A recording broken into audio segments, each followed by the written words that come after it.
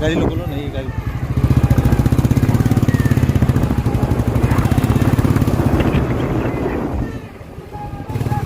पीछे पीछे पीछे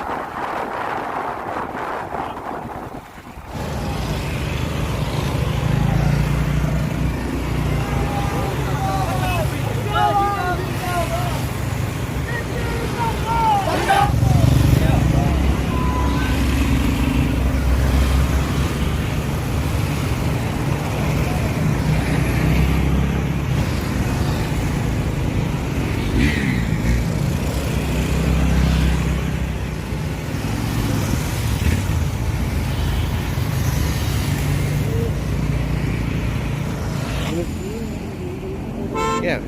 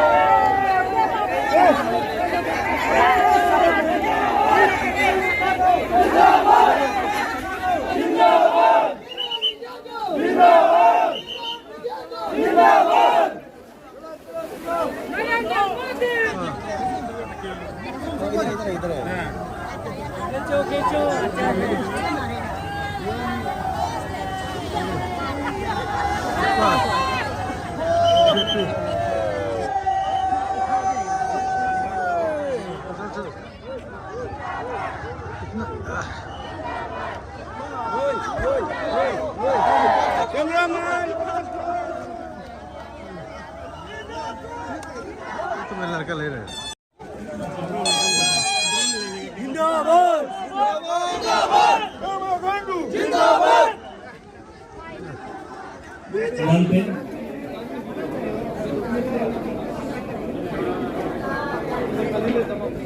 कासो जी जो वर्तमान में एमएलए हैं और आज फिर उसको दोबारा एमएलए बनाने के लिए बीजेपी ने टिकट दिया, उसका टिकट का स्वागत समारोह है। यहाँ हजारों लोगों ने ईटानगर, नाहरलगुन, निर्जली और आसपास के गांव के लोगों ने तेची कासो जी को बीजेपी के टिकट मिलने पर स्वागत करने के लिए यह कार्यक्रम रखा। तो मुझे भी इस बीच में यहाँ आने का मौका मिला और जिस तरीके से यहाँ भारतीय जनता पार्टी के कार्यकर्ता और जो बुजुर्ग लोग और युवा शक्ति देखने को मिला और तेची कासो जी को आशीर्वाद देने के लिए वॉलंटियरली अपने आप हजारों के तादाद में जो लोग आए, इसको देख करके मुझे लगता है कि तेची कासो जी इस बार ईटानगर से रिकॉर्ड मार्जिन से, रिकॉर्ड मतलब वो पहले जितने वोट से जीतते थे उससे भी ज्यादा, प्लस अरुणाचल प्रदेश में ही शायद रिकॉर्ड वोट से ये यहाँ जीतेंगे, ऐसे लोगों का आशीर्वाद मिलने का मुझे दिखाई दे रहा है। दूसरी बात यह है कि ईटानगर, नाहरलगुन ये हमारा कैपिटल है और ये कैपिटल में बहुत कुछ इंफ्रास्ट्रक्चर की दृष्टि से काम करना है। तो हमारा यहाँ बीजेपी एमएलए रहेगा तो मेरे लिए भी बहुत सुविधा है, क्योंकि मैं जितने भी स्कीम्स भारत सरकार से यहाँ देंगे, क्योंकि मैं खुद फैसला करने वाला हूँ, हम लोग तो अभी सरकार में हैं, तो अगले टर्म में मोदी जी के नेतृत्व में फिर से सरकार बनाने वाले हैं, तो हमको ही जितना स्कीम लाने का जिम्मेदारी को संभालना है। तो यहाँ अपना बीजेपी एमएलए और स्टेट में बीजेपी का सरकार और केंद्र में मोदी जी के नेतृत्व में बीजेपी एनडीए का सरकार होने से ईटानगर का सबसे बड़ा फायदा ये होगा कि जो मैं देख रहा हूं मेरा दिल में है, मैं उसको स्टेट गवर्नमेंट के साथ बात करके पूरा करूंगा। खास करके रोड, ईटानगर में extra circular road, elevated road और यहाँ बाईपास और साइकिलिंग का रूट और लोगों का पेडेस्ट्रियन के लिए अलग से रूट, कई चीजों का प्लान करके ईटानगर को बहुत खूबसूरत शहर बनाने के लिए बहुत पैसा चाहिए उसके लिए। तो वो कोई ये 2-3 हजार करोड़ से होने वाला नहीं है, बहुत बड़ा स्कीम प्लान के साथ काम करना होगा। ये तभी होगा जब मोदी जी का आशीर्वाद होगा और जब बीजेपी का सरकार बनेगा। पेमा खांडू जी के नेतृत्व में अरुणाचल में तो सरकार बनना लगभग तय हो गई है और दिल्ली में भी मोदी जी के नेतृत्व में 400 पार लोकसभा सीट मिलने का बिल्कुल हवा दिखाई दे रहा है।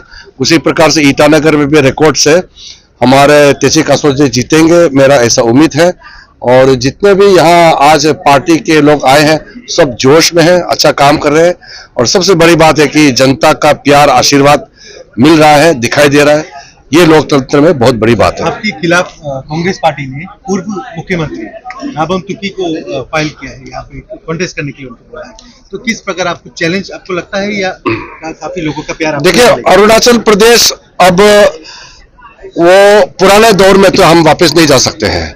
पहले हम हाथ जोड़ जोड़ के दिल्ली में मांगते थे, मैं खुद अपोजिशन एमपी होकर चिल्ला करके सेंट्रल गवर्नमेंट से मांगते थे। आज मैं कैबिनेट मंत्री होकर के देने वाला बन गया, देश चलाता हूं।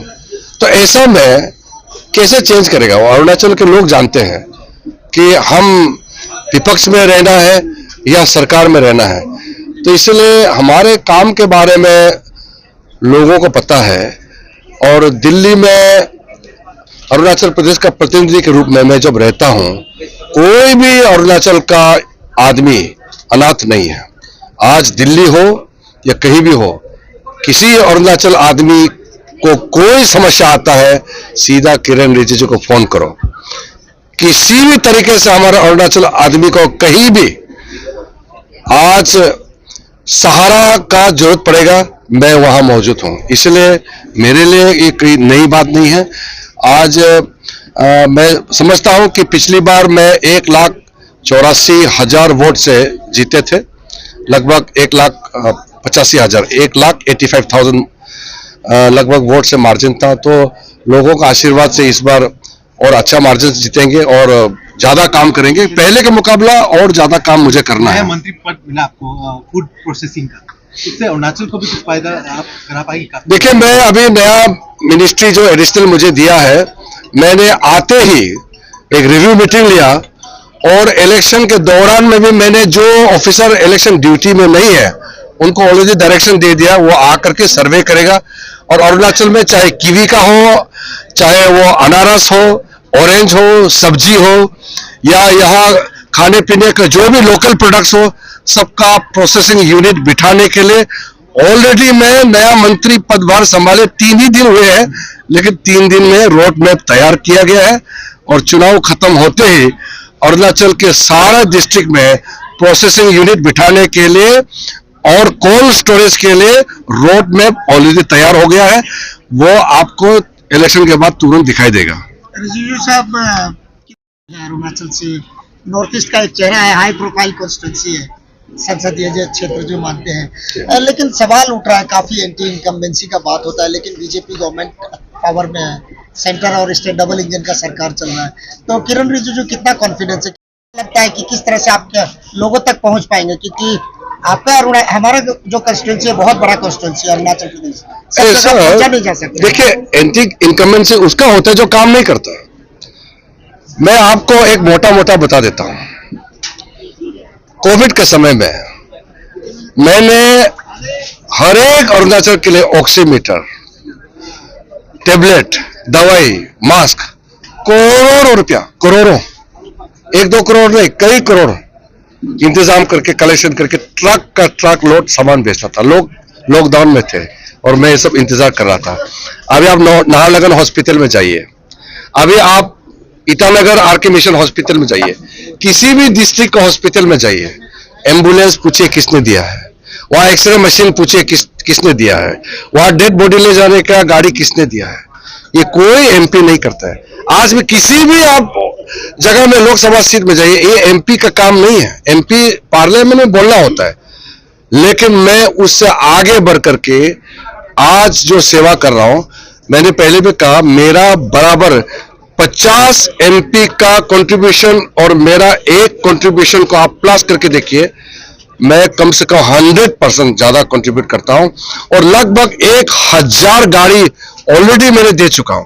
सरकार का प्रोग्राम पॉलिसी से तो देता ही है, मैं अपने ताकत से इंतजाम करता हूं। आज हर महीने में कम से कम 4-5 हजार अरुणाचल के लोगों को दिल्ली में इलाज करता हूं। ये कोई सरकारी पैसे से नहीं करता हूं, ये मैं ही करता हूं। रिजिजू साहब का बहुत कॉन्फिडेंस है ना, लोगों का प्यार है, क्या लगता है? ये कॉन्फिडेंस और प्यार का सवाल नहीं है, ये ड्यूटी है। जब ये मैं लोकसभा एमपी हूं तो ये मेरा ड्यूटी है और अपना ड्यूटी को करना मैं खुद समझता हूं कि मैं जब तक एमपी हूं करूंगा।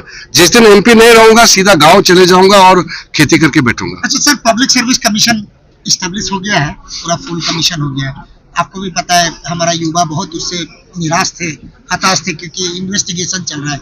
अब आप क्या सोचते हैं यूथ के लिए क्या होगा? देखिए, सबसे पहले तो देश भर में जितना पेपर लीक्स हुए हैं उसके खिलाफ बहुत कड़ा कानून हम लोगों ने पार्लियामेंट से बना के पास कर दिया है। इलेक्शन अनाउंस होने से पहले लोकसभा राज्यसभा में जो एंटी पेपर लीक्स लेकर के हम लोगों का जो सख्त रवैया है वो कानून के रूप में आ चुके हैं। अब हर स्टेट के साथ बातचीत करके स्टेट में इस कानून को उसको पैजामा पहनाना है, उसको रूप देना है, उसको अपनाना है। दूसरी बात, ऑटोनोमस इंस्टीट्यूशन जो है वो अपने आप काम करते हैं। जैसे कोर्ट हो गया, कोर्ट को गवर्नमेंट नहीं चलाते हैं, उसी प्रकार से UPSC, public service commission state के, ये ऑटोनोमस है, इसको सरकार बिल्कुल छूना नहीं है। सरकार अगर एमएलए मिनिस्टर नौकरी देने लग जाएगा तो फिर कोई मतलब नहीं रह जाएगा। इसलिए ये जो रिक्रूटमेंट जितना भी होता है वो ऑटोनोमस सेंटर से ही होते हैं, इसमें सरकार का रोल नहीं होता है। लेकिन अरुणाचल में जनता को आप बता दीजिए, आज आपका फर्स्ट रूट हुआ अरुणाचल में आफ्टर गेटिंग टिकट, आप नॉमिनेशन फाइल करेंगे? नहीं, मैं उससे पहले ये आपको पेपर लीक वाला बता रहा हूँ कि जब अरुणाचल में पेपर लीक का जब सामने में आया, गवर्नमेंट का कमीशन के ऊपर भी कंट्रोल नहीं है, फिर भी हम लोग ने दबाव डाल करके सारा कमीशन मेंबर को रिजाइन करवाया। फिर हमने सीबीआई को पर्सनली मैं लॉ मिनिस्टर था और कहा कि आप तुरंत इसको छोटा केस मत समझिए, जाके इसको रजिस्टर कीजिए। फिर ईडी को भी भेजा उसका मनी ट्रेल को देखने के लिए। इतना कोई सेंट्रल का मिनिस्टर एमपी एक पेपर लीक में इन्वॉल्व नहीं होता जितना हमने कार्रवाई करने के लिए ये किया। और जब भी अरुणाचल आते हैं मैं जवाब देते रहता हूं और हर समय पेपर लीक के बारे में मैं जवाब देते रहता हूं, जबकि पेपर लीकेज का वो ऑटोनोमस बॉडी है, उसमें सरकार डायरेक्ट कंट्रोल नहीं कर सकता है। सिर्फ गवर्नमेंट पनिश कर सकते हैं, अरेस्ट कर सकते हैं, उसको मदद कर सकते हैं, लेकिन चला नहीं सकते, वो रूल है। अच्छा सर, कल होली है सर, देशवासियों को क्या मैसेज रहेगा आपके तरफ? होली का बधाई देना चाहता हूँ, रंग बिरंगे होली सब खेलेंगे और चुनाव का माहौल भी है और शांति से सुखी से खुशियां मनाएं और सबके परिवार में खुशहाली आए, मेरा यही दुआ है। पहला आज रोड शो था आपका ईटानगर में। आज का रोड शो ईटानगर का तो तेची कासो साहब का कार्यकर्ताओं ने और यहाँ के जनता ने प्यार से अरेंज किया है। मैं सिर्फ इसमें पार्टिसिपेट किया है, लेकिन जैसे मैंने कहा कि तेची कासो जी का टिकट मिलने से जो उत्साह मैंने देखा, और मेरा तो हमेशा ईटानगर, नाहरलगुन, अरुणाचल के कोने कोने में लोगों का प्यार मोहब्बत ब्लेसिंग मिला है, तो बहुत अच्छा आज भी देखने को मिला है, अच्छा लगा। सर, ऑपोजिशन ये आरोप लगा रही है कि बीजेपी ऑटोक्रेसी की तरफ है, दिल्ली के सीएम को भी अरेस्ट कर दिया गया, तो आप क्या कहेंगे? अगर कोई करप्शन करता है तो अरेस्ट नहीं करना चाहिए। आप बताइए, अगर कोई चोरी करता है, लिकर स्कैम करके अगर करोड़ों पैसा लूटा है, तो क्या उसको कार्रवाई नहीं करना चाहिए? फिर ईडी किस काम के लिए है? नहीं सर, मिसयूज ऑफ ईडी, जैसे अलग स्टेट्स में, बीजेपी शासित स्टेट में इतनी ईडी काम नहीं करती, वो कोर्ट तय करेगा ना, कोर्ट तय करेगा। of Arunachal Pradesh, and today there was a huge road show led by Techi Kaso, who is a candidate of capital Itanagar, and Kiran Rijiju, who is a union minister. He also joined this road show, and now we are interacting with Taro Tagia, a senior BJP leader from capital complex. का है और road show में नहीं गया, ये meeting में बैठा। और हमारा ईटानगर का, हम ईटानगर का ये जिला हूँ तारो तागिया, तो हमारा ईटानगर का जो ये से और बीजेपी ऑफिस से हम लोग रोड रैली करके हम लोग आया है। इस हिसाब से अभी जितना दूसरा डिस्ट्रिक्ट में हो, दूसरा कॉन्स्टिट्यूशन में हो, आज बीजेपी चाहता है, आज बीजेपी को रिजर्वेशन देता है, और आज वो किसी का टिकट का अगेंस्ट में जाने से आदमी लोग को रिजर्वेशन देता है। आज तेची कासो का तरफ से कोई उल्टा प्लस होता है, तो इसलिए ये हमारा फायदा होगा। तो इस रैली में कोई भी हम लोग को स्पॉन्सर नहीं किया और कोई भी ये हम लोग को तेल भी नहीं डाला है। अपना से वॉलंटियरली हम एक पूर्ण रेस्पॉन्सिबल इंचार्ज हमको ईटानगर का पंचायत एरिया दिया है, हम एक पूर्ण घुमाया, सब आदमी आया है। आप लगता है खुद ये वोट में तब्दील होगी? अरे वो तो जो बकरी और हाथी का लड़ाई जैसे होगा, आप बाद में देखो, कम से कम 20-25 हजार से पिछली बार से 200-300 वोट से बीजेपी अलग कैंडिडेट। नहीं, वो ऐसे था, पहले का था, थोड़ा गवर्नमेंट रूलिंग गवर्नमेंट था, तो उसका हिसाब से अचानक ये पार्टी चेंज हो गया, उस हिसाब से थोड़ा ये मेहनत करना पड़ता है। 15 साल से विधायक हैं तेची कासो, वो एंटी इनकम्बेंसी लगती है आपको? लोगों में बहुत ज्यादा हो गया, पुराने हो गए? नहीं, ऐसे नहीं है, उल्टा प्लस हो रहा है, तो इसी बुलाई गई भीड़ है आपके? नहीं, इसमें हमने पहले बता दिया कि आज का जो रोड शो था, जरूर मैं बताने का तो कोशिश तो किया है। मैं संडे का 24 को, जो 24 तारीख को आज का डेट में, तो मैं 2:30 बजे में पार्टी का ऑफिस से पार्टी का टिकट लेकर आऊंगा बोल के बता दिया। तो यहाँ का जितना भी ईटानगर का जो जनता है, उन सब ने कहा कि हम लोग जरूर रिसेप्शन करेगा। तो मैं कहा कि आने जाने में तकलीफ होगा, कुछ गाड़ी का बंदोबस्त अगर करना पड़े तो वो भी कर दूंगा, लेकिन इन सभी ने कहा कि हम लोग को कई 1 लीटर तेल भी नहीं चाहिए, तो हम लोग खुद अपना खुशी जताने के लिए आएगा। और आपका साथ अगर किरण रिजिजू जो साहब आ रहा है तो और भी हम लोग और भी खुशी है। तो इसलिए आज ये एक इतिहास गवाह होगा, एक पार्टी का रैली में मेरा अपना जेब से 4 आना भी नहीं गया, और जितना भी रास्ता में जितना भी फूल जो बरसात गया वो भी इंडिविजुअल उन लोगों ने अरेंज किया। सिर्फ मेरा होगा ये जो पार्टी का जो झंडा वो पार्टी से आया है, तो मेरा इसमें 1 रुपया भी आज नहीं लगा।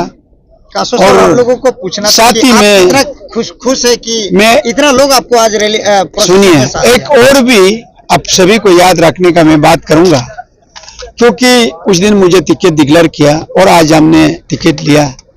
उस बीच में ईटानगर का जो मुझे टिकट मिलने का बाद ईटानगर का जो पार्टी का एक भी कार्यकर्ता रिजर्वेशन नहीं दिया।